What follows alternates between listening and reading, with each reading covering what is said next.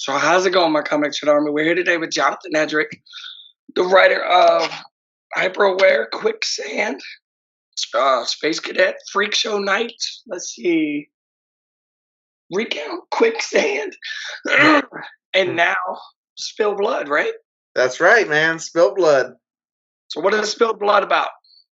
So SpilledBlood is about this haunted priest who, during the day, he sits in the confessional booth at his church and he listens to people all day long confess their sins. And then at night, he turns into something else.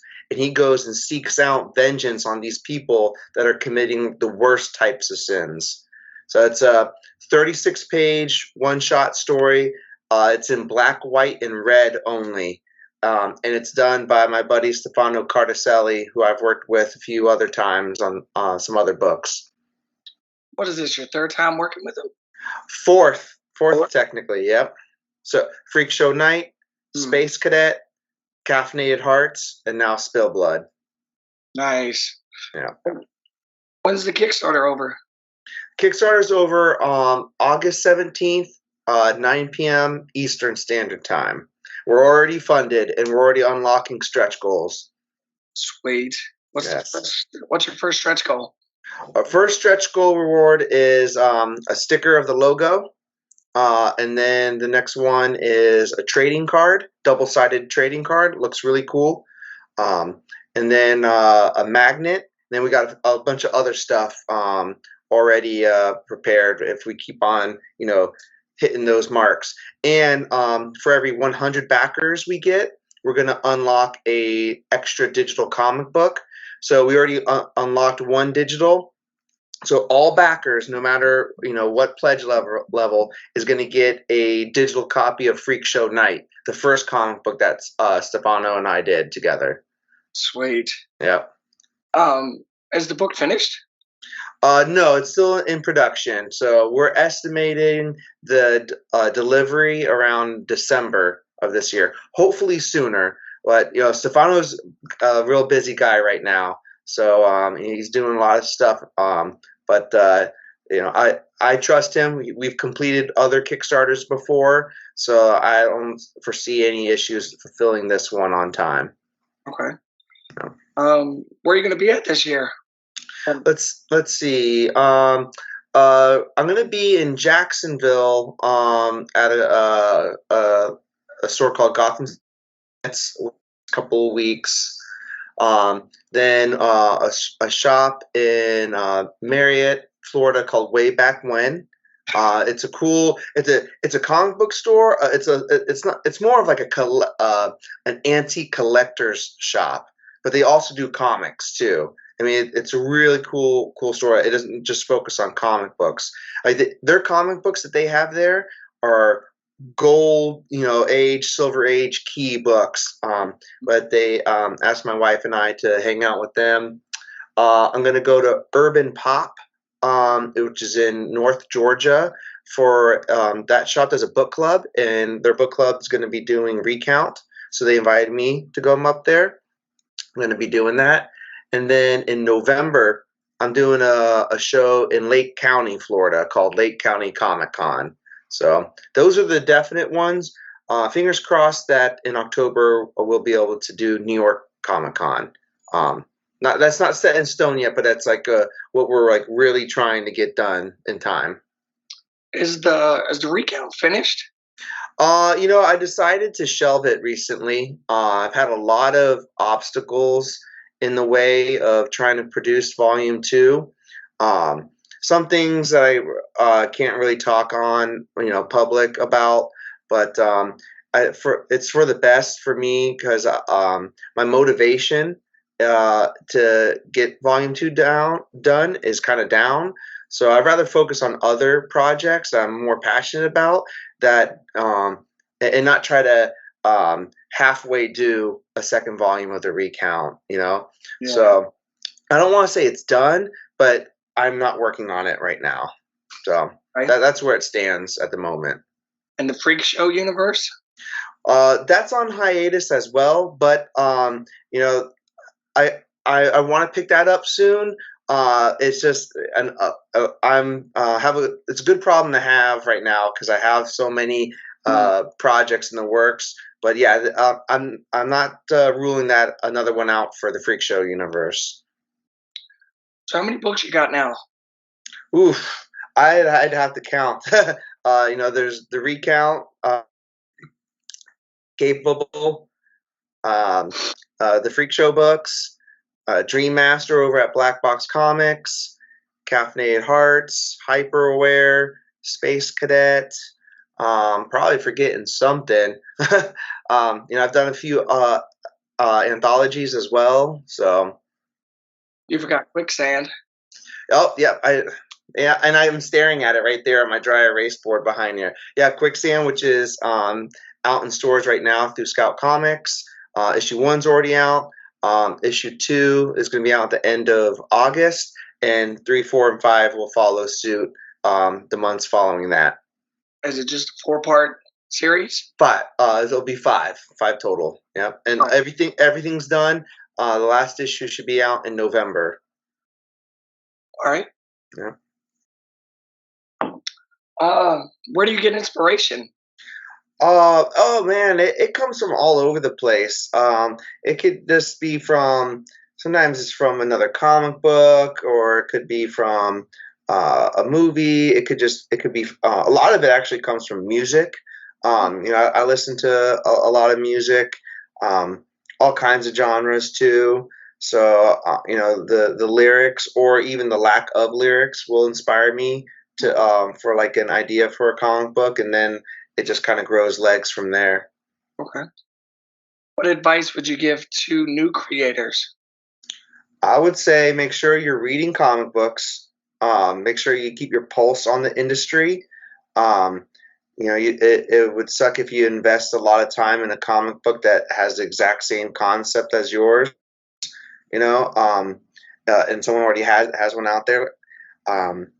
And network. Make sure you're networking. That's grow your circle. Grow your circle of not just other creators, not just fans and friends, but reviewers and podcasters and YouTubers and retailers. Just keep growing your circle.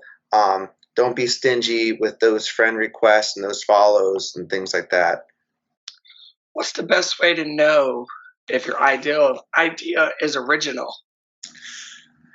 Well, it doesn't hurt to, just Google something. When I think of a title of something, I do I'd see if a comic book has already used that title or is close to using it. I don't just Google it. I'll go on like Kickstarter. Has anyone ever used Quicksand as for a comic book title? I go on the big online comic book retailers and search for that. And you just kind of have to do your research when it comes to things like that to make sure you're not you don't find yourself investing in months and months and thousands of dollars and you're redoing Walking Dead or you're redoing Invincible. That would really suck. I mean, what do you do in a situation like that? Do you just redo it, or you? Well, thankfully, I haven't had to come across that, but I guess my advice would be, you could probably retool it depending on how much you've put into it. The hardest part is redoing the artwork. Mm-hmm. So, there's plenty of words in the English language. You can come up with another title, but if your character looks too much like someone else, you might have to go back to the drawing board, no pun intended, and get it revised. I know someone who was doing a frog book. The frog. The main character was a frog, and it looked too much like someone else's frog book. And that particular person is really not liked well in the broader comic book community. So he had a lot of trouble trying to get that to publishers because they're like, we like you, we like your story, but it's just too much on the nose to this other guy's frog book, So that sucks, no fault to them, that's just how things landed, unfortunately. Mm, I'm gonna have to look into that now. Yeah. um, let's see. What social medias are you on? I'm doing Facebook, Instagram, Twitter, and I'm since Threads just started. I basically copy and paste everything on that I post on Twitter onto Threads while that's building up, momentum in case it takes off. At least um, I'm not trying to get creative and redo things all over the place, but yeah, I'm on those three and a half. Yeah. I copy and paste everything from one to the other. Yeah, I try to make it easy on myself. I try whenever possible. I try to get the Instagram to post on Mm. Facebook, so I don't have to, reinvent the wheel there. My Instagram stories automatically filter to my Facebook stories. But yeah, I'm on the three major socials plus Threads. While as long as that's becoming a thing. When are you and your wife going to do a book together? We're working on one now, actually. Yeah, she's already it's already complete as far as script goes. She's drawn the first 8 pages of 32, and she's done the cover. So we're kind of like pitching it first to see if we can get some financial support from a publisher, so we can get the some page rates to help finish the rest of it, because she can't work for free. So she's gonna if she needs to stop doing someone's cover that they're paying her to do, she needs to be paid to do this too. Right. So we've tossed it around to a few publishers that can accept something with that limited amount of artwork done, while also being a publisher that offers page rates too, which is a very narrow margin of publishers out there that'll do something like that. Yeah, I was going to ask, do they tell you the budget, or do you tell them the budget? It all depends. One publisher is different from all the others. Some publishers don't give page rates at all. You have to produce the comic book yourself. Some will say, okay, this is how much we'll give you per page. And if it needs to be more pages, then you probably have to produce that on your own. Right. Yeah. When are you going to announce this?